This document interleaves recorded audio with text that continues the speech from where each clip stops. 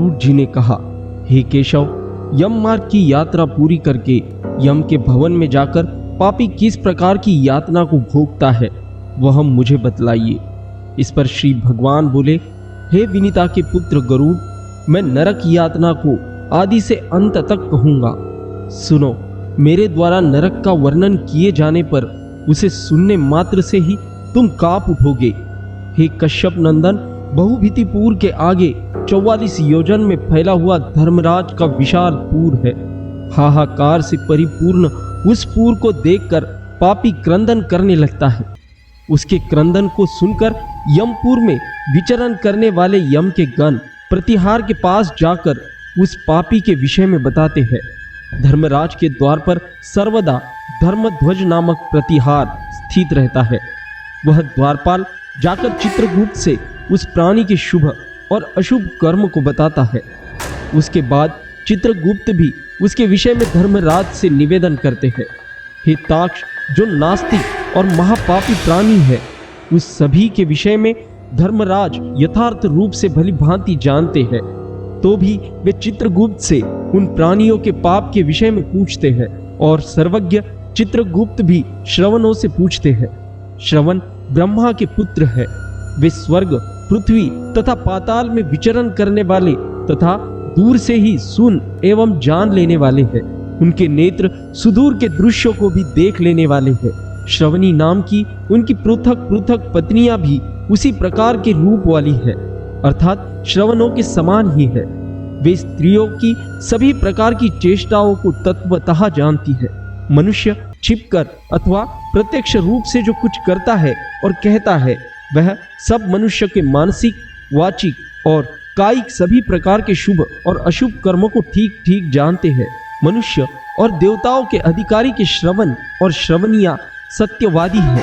उनके पास ऐसी शक्ति है जिसके बल पर वे मनुष्य क्रूप कर्मों को बतलाते हैं। व्रत, दान और सत्य वचन से जो मनुष्य उन्हें प्रसन्न करता है, उसके प्रति वे सौम्य तथा स्वर्ग और मोक्ष प्रदान करने वाले हो जाते हैं। वे सत्यवादी श्रवण पापियों के पाप कर्मों को जानकर धर्मराज के सम्मुख यथावत कह देने के कारण पापियों के लिए दुखदायी हो जाते हैं। सूर्य, चंद्रमा, वायु, अग्नि, आकाश, भूमि, जल, हृदय, यम, दिन, रात, दोनों संध्याएं और धर्म, ये सभी मनुष्य के वृत्तांत को जानते हैं। धर्मराज, चित्रगुप्त, श्रवण और सूर्य आदि मनुष्य के शरीर में स्थित सभी पाप और पुण्य को पूर्णतया देखते हैं। इस प्रकार पापियों के पाप के विषय में सुनिश्चित जानकारी प्राप्त करके यम उन्हें बुलाकर अपना अत्यंत भयंकर रूप दिखाते हैं। वे पापी यम के ऐसे भयंकर रूप को देखते हैं, जो हाथ में दंड लिए हुए बहुत बड़ी काया वाले, भैंसे के ऊपर स्थित प्रलयकालीन मेघ की समान आवाज वाले, काजल के पर्वत के समान बिजली की प्रभाव वाले, आयुधों के कारण भयंकर 32 भुजाओं वाले, 3 योजन के लंबे चौड़े विस्तार वाले, बावली के समान गोल नेत्र वाले, बड़ी बड़ी दाढ़ों के कारण भयंकर मुख वाले, लाल लाल आंखों वाले और लंबी नाक वाले, मृत्यु के ज्वर आदि से संयुक्त होने के कारण चित्रगुप्त भी भयावह है। यम के समान भयानक सभी दूत उनके समीप पापियों को डराने के लिए गरजते रहते हैं। उन चित्रगुप्त को देखकर भयभीत होकर पापी हाहाकार करने लगता है। दान न करने वाला वह पापात्मा कांपता है और बार बार विलाप करता है। तब चित्रगुप्त यम की आज्ञा से क्रंदन करते हुए और अपने पाप कर्मों के विषय में सोचते हुए उन सभी प्राणियों से कहते हैं, अरे पापियों, दुराचारियों, अहंकार से दूषित हो, तुम अविवेकियों ने क्यों पाप कमाया है? काम से, क्रोध से तथा पापियों की संगति से जो पाप तुमने किया है, वह दुख देने वाला है। फिर हे मूर्खजनों, तुमने वह पाप कर्म क्यों किया? पूर्व जन्म में तुम लोगों ने जिस प्रकार अत्यंत हर्षपूर्वक पाप कर्मों को किया है, उसी प्रकार यातना भी भोगनी चाहिए। उस समय यातना भोगने से क्यों परमुख हो रहे हो? तुम लोगों ने तो बहुत से पाप किए हैं। वे पाप ही तुम्हारे दुख के कारण है। उसमें हम लोग कारण नहीं है। मूर्ख हो या पंडित, दरिद्र हो या धनवान, और सबल हो या निर्बल, यमराज सभी से समान व्यवहार करने वाले कहे गए हैं। चित्रगुप्त के इस प्रकार के वचनों को सुनकर वे पापी अपने कर्मों के विषय में सोचते हुए निश्चेत होकर चुपचाप बैठ जाते हैं। धर्मराज भी चोर की भांति निश्चल बैठे हुए उन पापियों को देखकर उन पापों का मार्जन करने के लिए यथोचित दंड देने की आज्ञा करते हैं। इसके बाद वे निर्दयी दूत उन्हें पीटते हुए कहते हैं, हे पापी, महान घोर और अत्यंत भयानक नरकों में चलो। यम के आज्ञाकारी प्रचंड और चंडक आदि नाम वाले दूत एक पास से उन्हें बांधकर नरक की ओर ले जाते हैं। वहां जलती हुई अग्नि के समान प्रभा वाला एक विशाल वृक्ष है, जो 5 योजन में फैला हुआ है तथा 1 योजन ऊंचा है। उस वृक्ष में नीचे मुख करके उसे सांकलों से बांधकर वे दूत पीटते हैं। वहां जलते हुए वे रोते हैं, पर वहां उनका कोई रक्षक नहीं होता। उसी शालमली वृक्ष में भूख और प्यास से पीड़ित तथा यमदूतों द्वारा पीटे जाते हुए अनेक पापी लटकते रहते हैं। वे आश्रयहीन पापी अंजलि बांधकर, हे यमदूतों, मेरे अपराध को क्षमा कर दो, ऐसा उन दूतों से निवेदन करते हैं। बार बार लोहे की लाठियों, मुंदरों, भालों और बर्छियों, गदाओं और मूसलों से उन दूतों के द्वारा वे अत्यधिक मारे जाते हैं। मारने से जब वे चेष्टा रहित और मूर्छित हो जाते हैं, तब उन निश्चेष्ट पापियों को देखकर यम के दूत कहते हैं, अरे दुराचारियों, पापियों, तुम लोगों ने दुराचारण क्यों किया? सुलभ होने वाले भी जल और अन्न का दान कभी क्यों नहीं किया?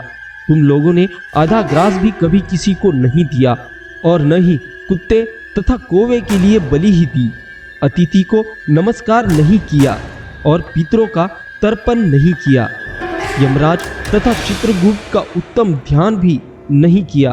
उनके मंत्रों का जप नहीं किया, जिससे तुम्हें यह यातना नहीं होती। कभी कोई तीर्थ यात्रा नहीं की, देवताओं की पूजा भी नहीं की। गृहस्थाश्रम में रहते हुए भी तुमने हंतककार नहीं निकाला, संतों की सेवा की नहीं। इसीलिए अब स्वयं किए गए पाप का फल भोगो, क्योंकि तुम धर्महीन हो। इसीलिए तुम्हें बहुत अधिक पीटा जा रहा है।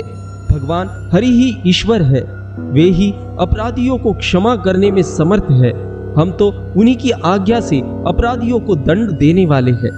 ऐसा कहकर वे दूत निर्दयता पूर्वक उन्हें पीटते हैं, और उनसे पीटे जाने के कारण वे जलते हुए अंगार के समान नीचे गिर जाते हैं। गिरने से उस शालमनी वृक्ष के पत्तों से उनका शरीर कट जाता है। नीचे गिरे हुए उन प्राणियों को कुत्ते खाते हैं, और वे रोते हैं। रोते हुए उन पापियों के मुख से यमदूत धूल भर देते हैं, तथा कुछ पापियों को विविध पाशों से बांधकर मुंदरों से पीटते हैं। कुछ पापी सारे से काष्ठ की भांति 2 टुकड़ों में किए जाते हैं, और कुछ भूमि पर गिराकर कुल्हाड़ी से खंड खंड किए जाते हैं। कुछ को गड्ढे में आधा गाड़कर सिर में बाणों से भेदन किया जाता है।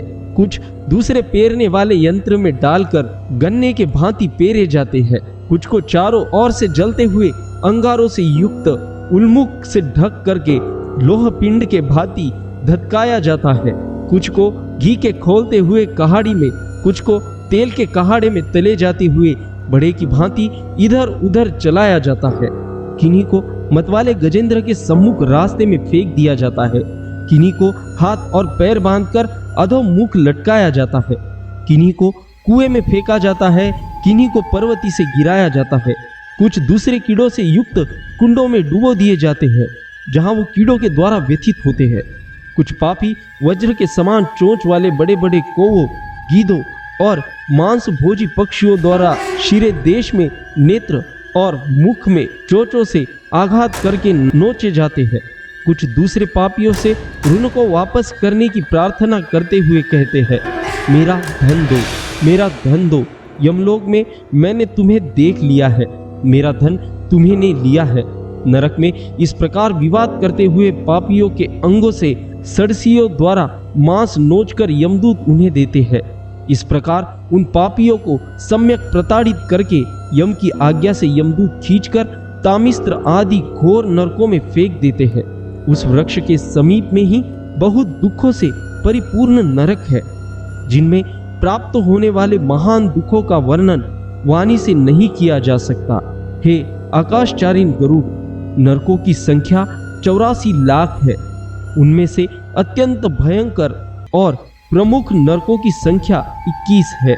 वे तामिस्त्र, लोहशंकु, महारौरव, शाल्मली, रौरव, कुंडमल, कालसूत्रक, पुतिमृत्तिक, संघात, लोहितोद, सवीश, संप्रतापन, महानिरय, काकोल, संजीवन, महापत, अविच, अंधता मिस्त्र, कुंभिपाक, संप्रतापन तथा तपन, ये 21 नरक है। अनेक प्रकार के पापों का फल इनमें प्राप्त होता है और ये यम के दूतों से अधिष्ठित है। इन नरकों में गिरे हुए मूर्ख, पापी, अधर्मी जीव कल्प पर्यंत उन नरक यातनाओं को भोगते हैं। तामिस्त्र और अंधता मिस्त्र तथा रौरवादी नरकों की जो यातनाएं हैं, उन्हें स्त्री और पुरुष पारस्परिक संग से निर्मित कर भोगते हैं। इस प्रकार कुटुंब का भरण पोषण करने वाला अथवा केवल अपना पेट भरने वाला भी यहाँ कुटुंब और शरीर दोनों को छोड़कर मृत्यु के अनंतर इस प्रकार का फल भोगता है। प्राणियों के साथ द्रोह करके भरण पोषण किए गए अपने स्थूल शरीर को यहीं छोड़कर पाप कर्म रूपी पाथेय के साथ पापी अकेला ही अंधकार पूर्ण नरक में जाता है, जिसका द्रव्य चोरी चला गया है। ऐसे व्यक्ति की भांति पापी पुरुष दैव से प्राप्त अधर्म पूर्वक कुटुंब पोषण के फल को नरक में आतुर होकर भोगता है। केवल अधर्म से कुटुंब के भरण पोषण के लिए प्रयत्नशील व्यक्ति अंधकार की पराकाष्ठा अंधता मिस्र नामक नरक में जाता है। मनुष्य लोक के नीचे नरकों की जितनी यातनाएं हैं, क्रमशः उनका भोग भोगते हुए वह पापी शुद्ध होकर पुनः इस मृत्यु लोक में जन्म पाता है। इस प्रकार गरुड़ पुराण के अंतर्गत सारों द्वार में यम यातना निरूपण नामक तीसरा अध्याय पूर्ण हुआ। दोस्तों, यदि आप भी गरुड़ पुराण के चौथे अध्याय में रुचि रखते हो तो वीडियो को लाइक करके हमारे हिंदू पंडित जी चैनल को सब्सक्राइब करें। मिलते हैं अगली वीडियो में।